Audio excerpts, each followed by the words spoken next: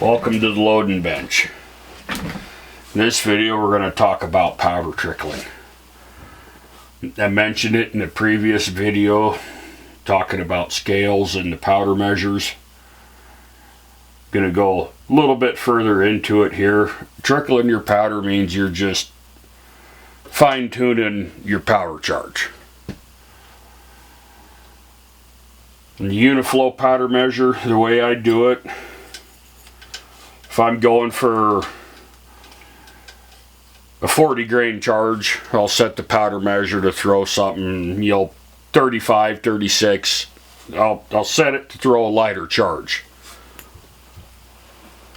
Take my pan, give firm movements of the powder measure. This is a stick powder, so you can kind of jam up in there a little bit. That's what that resistance was. Stick powder is kind of a pain in a powder measure. We'll dump that into the old balance beam scale here. Got a heavy charge. I've got this scale set at 35, so that one's way too heavy. We'll dump that back down in there. That's a lot of times what happens. Stick powder can be kind of a bear. There's a nice easy. Now we got a light charge there.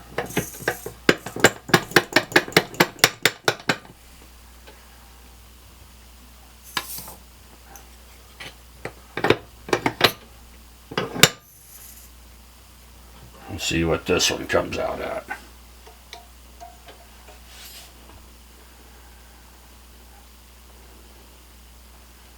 Okay, we're just a little bit below 35 grains. The white line here is below 0. So you take your powder trickler, that's what this is. It's got a threaded tube more or less. You fill that with the same powder that you got in your powder measure. Then you just twist that tube and it'll work the powder out the end of that tube, and you can see the beam is coming up here, right there. We're right on 0, so we're right on the money for our powder charge. We can dump that into the case like you've seen in this video. You got to be careful when you're using the stick or extruded powder that they don't work the best in the Uniflow powder measures. They can kind of jam up. You see, this one we're pretty light, so you just start twisting on your trickler.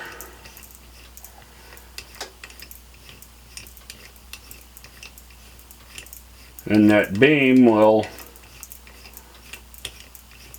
move up when it's getting to its weight, what you've got it set for.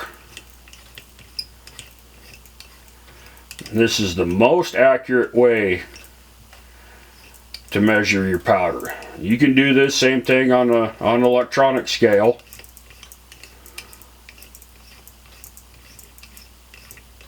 But if you're wanting an exact powder charge, this is the way you got to do it. If you're shooting for 42.6 grains for whatever cartridge you're reloading for, this is the way you got to do it. Thanks for watching. See you in the next video.